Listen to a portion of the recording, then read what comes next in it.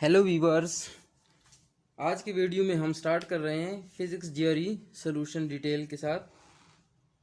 इस वक्त हमारे पास पेपर हैं 0177 जिसका कोड है जियोरी GR0177। इसी से हम स्टार्ट लेते हैं फर्स्ट ऑब्जेक्टिव से। इस वीडियो में हम 1 से 10 तक के ऑब्जेक्टिव सॉल्व करेंगे डिटेल के साथ। सबसे पहला ऑब्जेक्टिव है Which of the following best illustrate the acceleration of a pendulum bob at a point A through E? तो इसमें 5 ऑप्शंस है जिसमें से एक्सेलरेशन वेक्टर्स पांचों में गिवन है। हमने राइट एक्सेलरेशन वेक्टर्स को सिलेक्ट करना है जिस डायग्राम में राइट एक्सेलरेशन वेक्टर्स हो।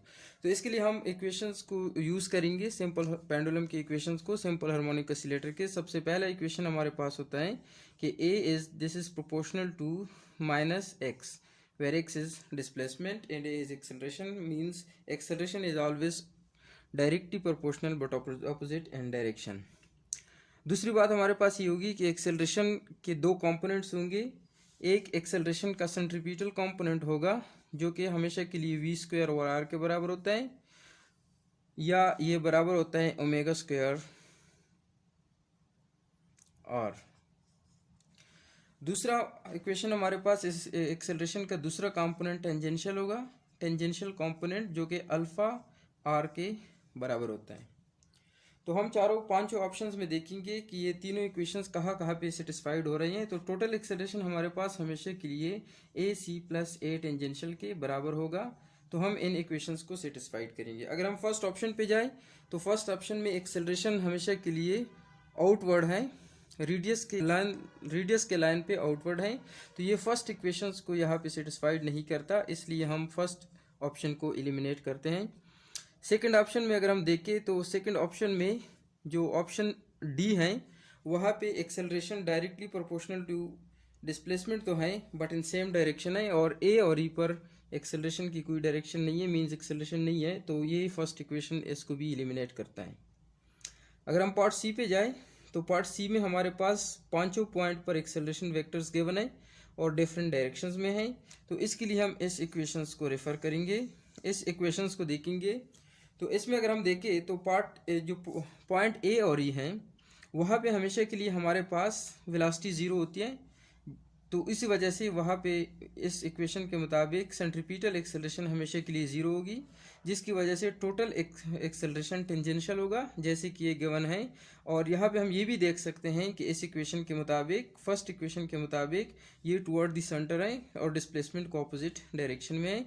तो ए और ई पर ये दोनों इक्वेशन सेटिस्फाइड हो रही हैं। अगर हम सी पर देखें तो पॉइंट सी पर हमारे पास मैक्सिमम वेलोसिटी होती है और वहाँ पे अल्फा जो होता है एंगुलर एक्सेलरेशन हमेशा के लिए ज़ीरो हो जाता है, जिसकी वजह से tangential component of acceleration zero होके टोटल एक्सेलरेशन हमारे पास सेंट्रीपिटल बनेगी। तो टोटल एक्सेलरेशन सेंट्रीपिटल होने की वजह से हमारे पास ए हमेशा के लिए ए सी के बराबर हो जाएगा। तो वो हमेशा के लिए ऑन रेडियस होगा, रेडियस के ऊपर होगा टुवर्ड द सेंटर। तो सी पर भी ये इक्वेशन सेटिस्फाइड हो रहे हैं। बिटवीन ए एंड सी और बिटवीन ई एंड सी हमेशा के लिए एक्सेलरेशन के दोनों कंपोनेंट्स होंगे, रेडियल एंड टेंजेंशियल।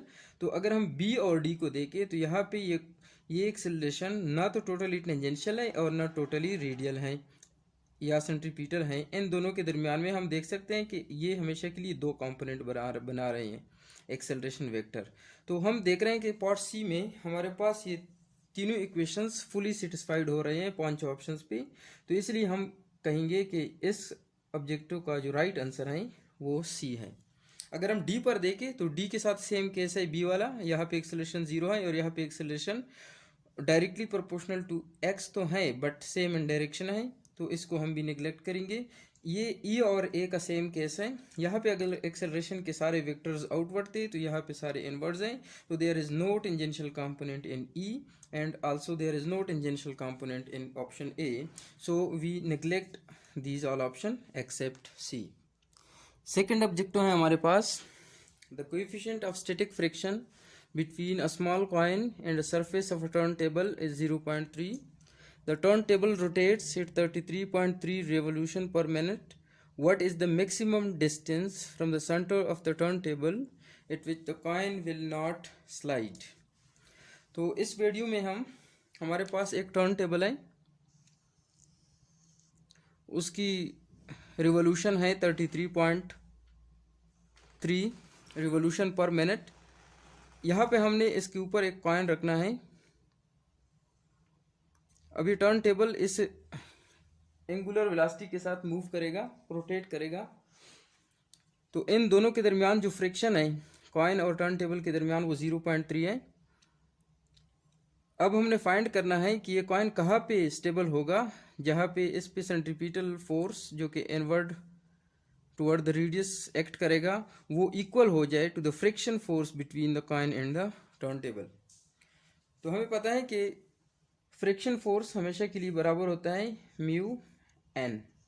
एन हमारे पास नॉर्मल फोर्स होता है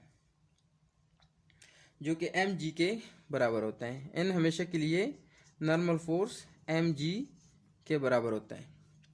और इफ़ यहाँ पे हमारे पास फ्रिक्शन फोर्स है, लेकिन हमने देखना है कि ये फ्रिक्शन फोर्स बैलेंस हो जाएगा सेंट्रीपिटल फोर्स के साथ।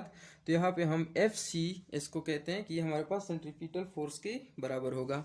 तो सेंट्रीपिटल फोर्स हमेशा के लिए होता है F C is equal to M V square over R. चूंकि ये हमारे पास एंगुलर स्पीड के साथ मूव कर रहा है, रोटेट कर रहा है, तो यहाँ पे वी हमारे पास हो जाएगा आर ओमेगा। तो अगर यहाँ पे अगर हम पुट करेंगे तो एफ सी बन जाएगा एम आर ओमेगा स्क्वायर। इसको अगर हम यहाँ से उठा के इसके साथ कंपेयर करेंगे तो हमारे पास बन जाएगा M R omega square is equal to mu naught M G. चूंकि एन एम जी के बराबर था तो यहाँ से एम एम के साथ कैंसिल हो जाएगा। हम देख रहे हैं कि आर बराबर हो जाएगा mu G divided by omega square. यहाँ पे हम सारी वैल्यूज पुट करेंगे। वैल्यूज पुट करने से पहले हम ये हमारे पास जो एंगुलर वेलोसिटी गिवन है 33.3 रिवोल्यूशन पर मिनट, इसको हम कन्वर्ट करेंगे रेडियन पर सेकंड्स में। तो उसके लिए हम करते हैं कि 33.3 को मल्टीप्लाइड करते हैं 2 पाई से, डिवाइडेड बाई 60 कर लेंगे। इसको अगर हम कर लेंगे ना तो हमारे पास इसका आंसर आ जाएगा 3.48। 3.48 ये आएगा रेडियन पर सेकेंड्स। तो हमारे पास एंगुलर वेलोसिटी आ जाएगा, इसकी वैल्यू आ जाएगी 4.48। ये सारी वैल्यूज हम उठा के यहाँ पे पुट करेंगे तो ये हमारे पास 0.3 है। ये एक्सेलरेशन होती है 9.8 डिवाइडेड बाय अगर हम कर ले 4.48, इसका स्क्वायर कर ले, इसको सॉल्व करें तो हमारे पास आंसर आ जाएगा 0.241। 0.241 इस आंसर को हम सर्च करते हैं। इन 5 ऑप्शन में हम देख रहे हैं डी में यही ऑप्शन हमारे पास करेक्ट है, तो डी ऑप्शन इसका राइट आंसर होगा। थर्ड हमारे पास थर्ड ऑब्जेक्टिव में है, इसी को कंटिन्यू करें तो a satellite of mass m orbit a planets of mass capital M and a circular radius of r, the time required for the one revolution is. तो यहाँ पे अगर हम देखें तो यहाँ पे हमारे पास 5 ऑप्शंस हैं, जिसमें से ये कहा गया है कि this depend upon m square root of m linear in r are proportional to r 3/2 r power 3/2 are proportional to r square. ये अगर हम देखें तो हमारे पास केपलर थर्ड लॉ के साथ ये रिलेट करता है। तो केपलर थर्ड लॉ हमारे पास स्टेट करता है कि the square of the time is proportional to the cube of the radius. ये हमारे पास t टाइम पीरियड है, revolution of time period of revolution. तो ये अगर एक सर्कल कंप्लीट करता है, ये इसका r है और इसका टाइम पीरियड t है, तो जो square of the time period है वो डायरेक्टली प्रोपोर्शनल होगा to the cube of radius. तो यहाँ से अगर हम देखें तो t हमारे पास प्रोपोर्शनल हो जाएगा r पावर 3/2। तो इसमें भी हमारे पास डी ऑप्शन राइट है। फोर्थ ऑब्जेक्टिव है in a non relativistic one dimensional collision a particle of mass 2m collide with a particle of mass m at rest। दो पार्टिकल्स हैं, एक का मास है 2m और दूसरे का मास है m। ये आपस में कोलाइड कर रहे हैं, particle of mass 2m collide कर रहे हैं with particle of mass m। if the particle stick together after the collision, what friction of the initial kinetic energy is lost in the collision। तो इसमें हम ये फाइंड आउट कर रहे हैं कि जब दो मासेस हैं 2m ने m को कोलाइड किया, तो कोलिजन के बाद ये दोनों मासेस आपस में स्टैक हो गए, तो टोटल मास कन्वर्ट हो गया इनटू 3m। अब हमने देखना है कि यहाँ पे जो काइनेटिक एनर्जी थी बिफोर द कोलिजन और आफ्टर कोलिजन, इसमें कितना लॉस आया। तो सबसे पहले हम अगर देखें momentum before equal to momentum after collision, तो एम वी ये हमारे पास था, ये plus 2mv, this is equal to 3mvf। चूंकि यहाँ पे एक मास है हमारे पास 3, यहाँ पे 2 है, लेकिन चूंकि दिस इज अनरेस्ट तो ये 0 हो जाएगा। तो ये हमारे पास ऐसे बन जाएगा, m के साथ कैंसिल हो जाएगा। v को अगर हम देखें तो ये 3/2vf हो जाएगा। ये हमारे पास अगर इनिशियल है, और अगर फाइनल वेलोसिटी हमने फाइंड करनी है तो वो 2v/3 हमारे पास फाइनल वेलोसिटी आ जाएगी after the collision. v is the velocity before collision. अब अगर हम देखते हैं कि इनिशियल काइनेटिक एनर्जी, उसको अगर हम देखें तो काइनेटिक एनर्जी का फार्मूला होता है 1/2mv²। तो m की जगह पे हम 2m पुट करेंगे, क्योंकि यहाँ पे हमारे पास 2m है जो कि मूव कर रहा है, दूसरे रेस्ट पे है, तो उसकी वेलोसिटी 0, एनर्जी 0 है। तो ये हो जाएगा 2m एंड 2v², ये कैंसिल हो जाएगा। mv² हमारे पास इनिशियल काइनेटिक एनर्जी हो जाएगी। अगर हम आफ्टर कोलिजन काइनेटिक एनर्जी को देखें तो वो हमारे पास बन जाएगी सिमिलरली इसी फार्मूले को यूज़ करते हुए mv², यहाँ पे हम करेंगे 1/2, m की जगह पे 3m आ जाएगा, और v की जगह पे हमारे पास चूंकि ये vf है फाइनल वेलोसिटी है, तो इसकी जगह पे हमारे पास 2v/3 आ जाएगा। ये 2 के साथ 3 के साथ कैंसिल, सॉरी इसको स्क्वायर कर लेंगे, ये कैंसिल नहीं होगा। 1/2 3m एंड 2 4v²/9 इस तरह बन जाएगा। ये अब कैंसिल होकर 2, और ये इसके साथ ये कैंसिल 1 और ये 3 हो जाएगा, तो ये 2/3v² mv² हो जाएगा। अब हमने क्या कर लेना है कि इन दोनों लॉस को हम फाइंड करना है, तो हम kinetic energy before minus kinetic energy after, इसको माइनस कर लेंगे। तो ये हमारे पास mv² माइनस 2/3mv², इसको अगर हम माइनस करें तो ये हमारे पास 1/3mv² बन जाएगा।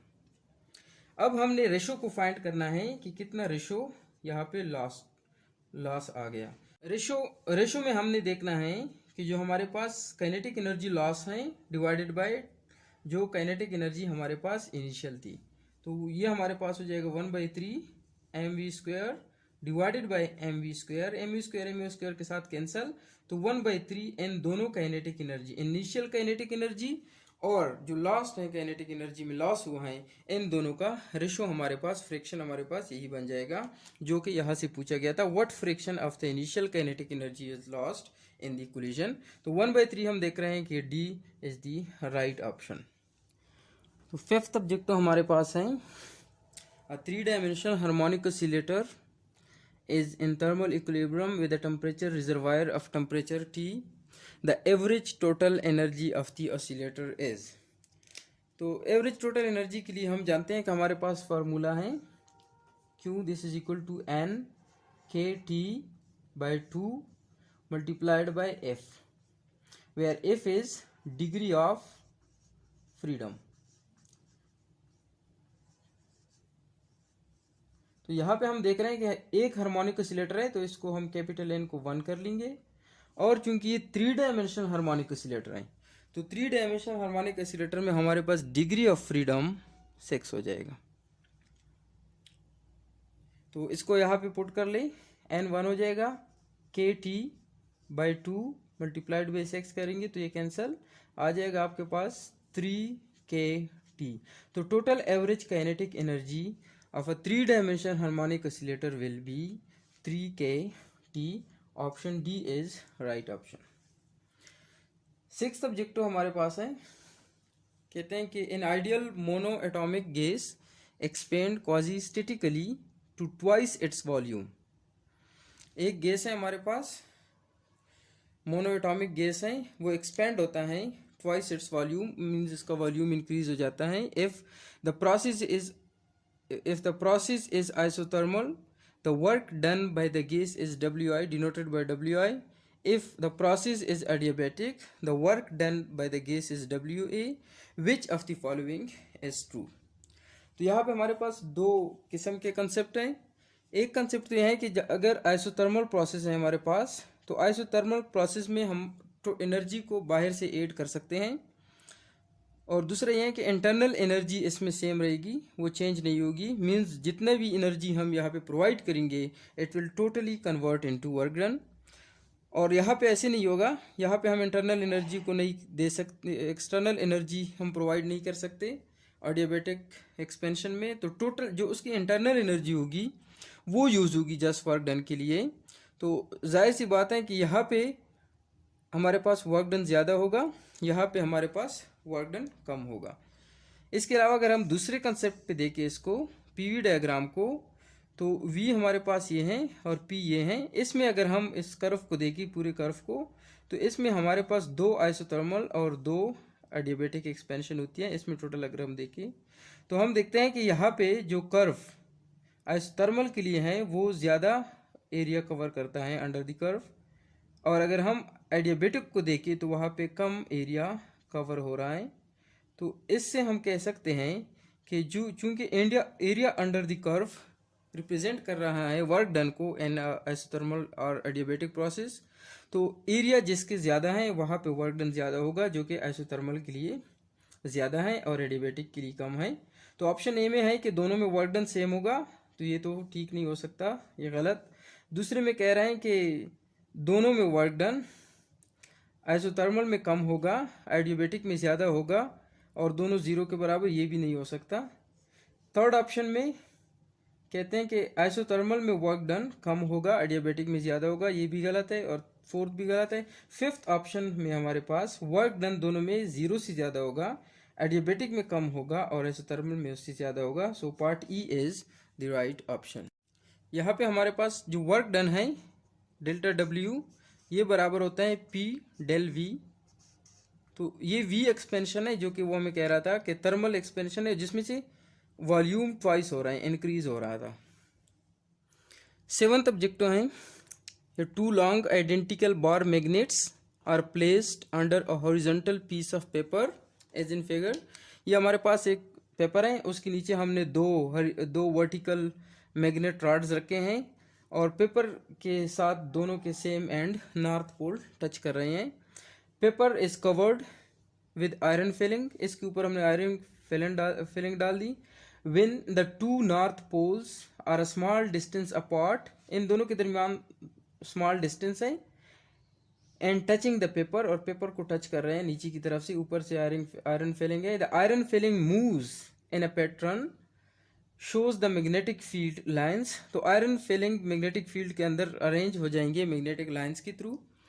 Which of the following best illustrate the pattern of the results. तो इसमें से कौन सा बेस्ट इलस्ट्रेट करेगा. अगर हम फिगर में देखें तो वहाँ पे दोनों नॉर्थ पोल हैं एक ही जगह पे, तो north pole same pole always repel each other. तो हम देखेंगे कि किस पैटर्न में हमारे पास फील्ड लाइंस होंगे. फर्स्ट ऑप्शन में हम देख रहे हैं कि the field lines are attract कर रहे हैं एक दूसरे को, तो ये हमारे पास ठीक नहीं हो सकता क्योंकि दोनों सेम नॉर्थ पोल हैं, तो ये रिपेल करेंगे.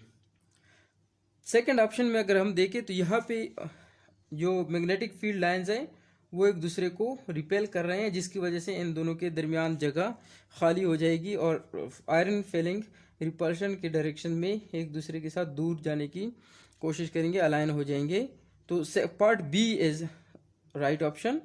पार्ट सी हमारे पास कोई ऐसा ऑप्शन नहीं है. पार्ट ई में अगर हम देखें तो इस तरह का भी कोई पैटर्न नहीं है, और पार्ट ई में अगर हम देखें तो ये हमारे पास एक वायर के अलॉन्ग जो मैग्नेटिक फील्ड बनती हैं वो लाइन है, एक पोल के साथ इस तरह की फील्ड नहीं होती. सो ई भी नहीं है, सी भी नहीं है, ए और डी ये सारे गलत हैं.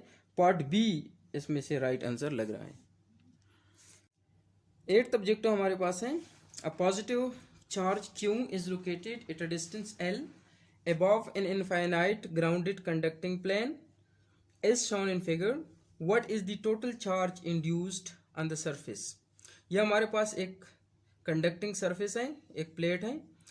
ये कंडक्टिंग सरफेस ग्राउंडेड है, ग्राउंड के साथ, अर्थ के साथ। इसके ऊपर डिस्टेंस L पर एक चार्ज पड़ा हुआ है, पॉजिटिव चार्ज। तो इस ऑब्जेक्टिव को सॉल्व करने में हमारे पास दो किस्म के कंसेप्ट हम इस्तेमाल कर सकते हैं। फर्स्ट कंसेप्ट है image charge method. Image charge method में हम कहते हैं कि अगर कोई भी कंडक्टिंग सरफेस हो, उससे किसी डिस्टेंस पर कोई चार्ज मौजूद हो, तो इसकी रिफ्लेक्शन में एक और चार्ज भी वहाँ पे इंड्यूस्ड हो जाता है, जो कि सेम इन मैग्नीट्यूड होता है बट ऑपोजिट इन डायरेक्शन। तो अगर हम इमेज चार्ज इमेज कंसेप्ट को हम यूज़ करें, तो अगर यहाँ पे चार्ज क्यों है, तो प्लेट के ऊपर भी चार्ज क्यों ही इंड्यूस्ड होगा बट विद नेगेटिव साइन। तो डी हमारे पास राइट ऑप्शन होगा। अगर आपको चार्ज इमेज मेथड का पता नहीं, इसके बारे में आपको कंफर्म नहीं है, तो सेकंड कंसेप्ट हम ये यूज़ कर सकते हैं कि चूंकि हमारे पास ये जो प्लेट है ये कंडक्टिंग है और साथ साथ ये ग्राउंडेड भी है। सो इस प्लेट के पास इजी वे है चार्ज के लिए कि वो इससे चार्ज फ्लो करे इनटू द ग्राउंड। तो यहाँ पे ऐसे होगा कि जब आप चार्ज क्यों इस प्लेट के करीब लाएंगे, तो चार्ज क्यों चूंकि पॉजिटिव हैं, तो ये इस प्लेट के अंदर नेगेटिव चार्जेस को विद अट्रैक्ट करेगा अपनी तरफ और पॉजिटिव चार्जेस को रिपेल करेगा। और साथ साथ पॉजिटिव चार्जेस के लिए पाथ भी हैं जो कि फ्लो कर रहे हैं इनटू द ग्राउंड। तो इस वजह से अगर ये क्यों पॉजिटिव चार्ज इसके करीब आ जाए, तो ये सेम मैग्नीट्यूड का चार्ज इससे फ्लो करने पे मजबूर करेगा, आउट करेगा प्लेट से। अगर क्यों चार्ज करीब आया और क्यों चार्ज आउट हो गया, तो माइनस क्यों चार्ज इस प्लेट के ऊपर बाकी रह जाएगा। So the induced charge will be minus Q. So option D is the right option. Ninth objective है कि 5 positive charges of magnitude Q are arranged symmetrically around a circumference of a circle of a radius R. What is the magnitude of E field at the center of the circle? हमारे पास एक circle है, उस circle में हमने symmetrically 5 charges को arrange किया हुआ है और सबके मैग्नीट्यूड है हमारे पास प्लस क्यू। ये सिमेट्रिकली अरेंज है। तो हमने फाइंड करना है कि if we place a test charge at the centre of this circle, what will be the electric field inside it. तो यहाँ पे हम देखते हैं कि अगर हम गॉसियन सरफेस ड्रा करें इस सर्कल के अंदर, तो हमारे पास इसके लिए फार्मूला होता है E dot D A, this is equal to Q enclosed divided by epsilon naught. तो हम देखते हैं कि अगर हम गॉसियन सरफेस इस सर्कल के अंदर ड्रा करें, तो गॉसियन सरफेस के अंदर कोई चार्ज इनक्लोज नहीं है, जिसकी वजह से हमारे पास इलेक्ट्रिक फील्ड ज़ीरो होगा, because Q enclosed is zero. तो हमारे पास राइट ऑप्शन ए है, जिसमें हमारे पास कोई electric field centre of the circle नहीं होगी। 10th ऑब्जेक्टिव हमारे पास है अ 3 microfarad capacitor is connected in series with 6 microfarad capacitor when a 300 volt potential difference is applied across this combination, the total energy stored in the 2 capacitor is। तो यहाँ पे हमने total energy stored को find करना है। हमारे पास energy store का formula होता है कैपेसिटर के फॉर्म में 1/2 CV²। चूंकि दोनों कैपेसिटर हमारे पास सीरीज में है, तो हमारे पास इक्विवेलेंट कैपेसिटेंस जो होगी C इक्विवेलेंट, ये हो जाएगी 1/C1 प्लस 1/C2। चूंकि दोनों कैपेसिटर इस तरह आपस में कनेक्ट हैं, C1 एंड C2। एक की वैल्यू हमारे पास है 6 और दूसरी की वैल्यू हमारे पास है 3। तो यह हो जाएगा 1/6 plus 1/3, 6, 1 plus 2, 3/6 and 1/2। 1/C equivalent is equal to 1/2 means C equivalent is equal to 2 microfarad. तो यहाँ पे अगर हम इसमें यहाँ पे पुट कर ले, तो 1/2 मल्टीप्लाइड बाई 2 मल्टीप्लाइड बाई 300 हमारे पास वोल्ट्स हैं, तो इसका स्क्वायर हो जाएगा। ये हमारे पास माइक्रो फेराड है, 2 माइक्रो फेराड। तो इसको हम लिख सकते हैं 1/2 मल्टीप्लाइड बाई 2 मल्टीप्लाइड बाई 10⁻⁻6, इसका स्क्वायर हो जाएगा तो ये हो जाएगा 9 multiplied by 10⁻4।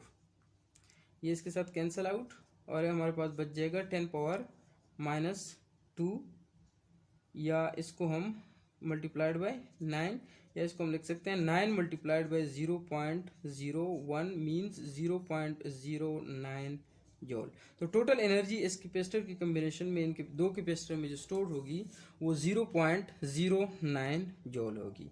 So option A is the right option. इसके साथ साथ हमारी वीडियो ख़त्म हो रही है। अल्लाह हाफिज़।